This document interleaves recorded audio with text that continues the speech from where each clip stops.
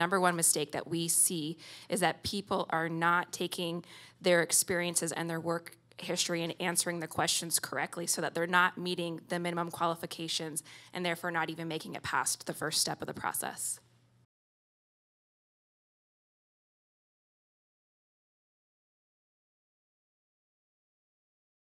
Yeah, I'd say there's an extensive amount of opportunity, but you gotta get your name there. So get familiar with all the state agency websites and how they advertise positions. For instance, in Department of Fish and Wildlife on our website, you can get on a list that basically gets you emails sent automatically for employment that may spark interest from you, but it just gets that information coming to you.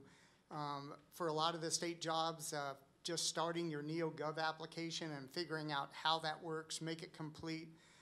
We also have different opportunities through Wildlife Society on the wildlife side, where we will sit down with students or individuals and talk about their applications, what's there, what's good, what's missing. So I think take advantage of some of those opportunities. As far as seasonal experience or working into, they talked about a number of different things, limited duration, any of those. Probably the key things to developing around in a world of natural resources is about building up that experience, seasonal, taking advantage of all those things. It doesn't matter if it's a 2-month creeling job over at the coast. That gets you some networking for individuals in that agency. You get to see what their culture is like. You get to see what working with them is like, and you're going to meet individuals in their networking, and then some of that communication, you find out other things in the agency going on.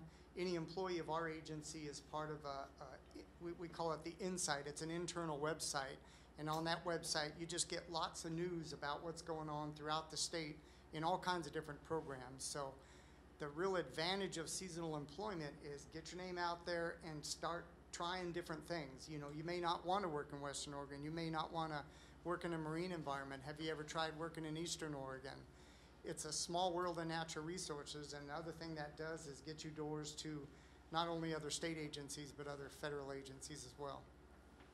I started at the Department of Energy as a temp because they were hiring, and I learned as I was there that I really enjoyed the work that they do, and as opportunities presented themselves, I did prove myself to them that I was worth keeping, and then as the years progressed and my knowledge grew, more opportunities presented themselves, and within 5 years I had, gone from an admin to a policy analyst, and so, and that was almost 10 years ago now. So, it is possible.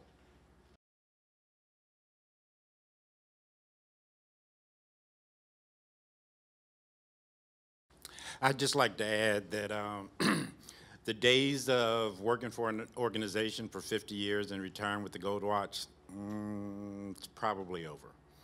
People change jobs all the time. I was amazed, and of course it was some of my naivety in terms of when I first started working with the Oregon Department of Agriculture, the number of people with advanced degrees. It's almost the norm as opposed to an exception now. So don't be fearful. People do it all the time. We could list many of the examples of people that have changed jobs in their career, whether it's early in the career, middle of the career, or even late in the career. So that's what I'd like to add.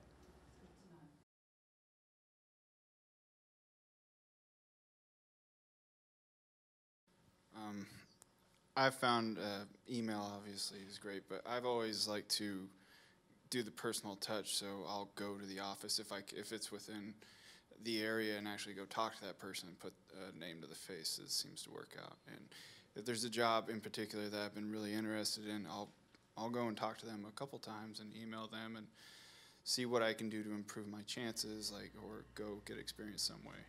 And I found that to be pretty useful, doing things in person.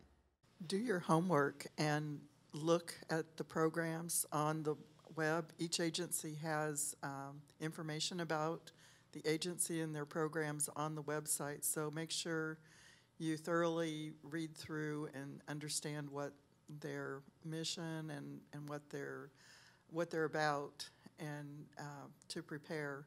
And then Make sure that you take the opportunity to do informational interviews with people that you might like to work with. Just call them up and say that you'd like to interview them, and do your research on that program, and then develop a list of questions and ask to meet with that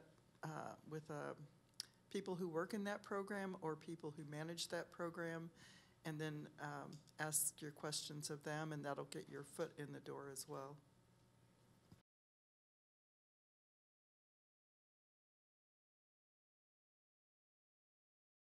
Yeah, I'd say the cover letter is really just one more opportunity to let the employer see what your personality's about, what your interests truly are, what you're motivated towards wanting to do connected to that position.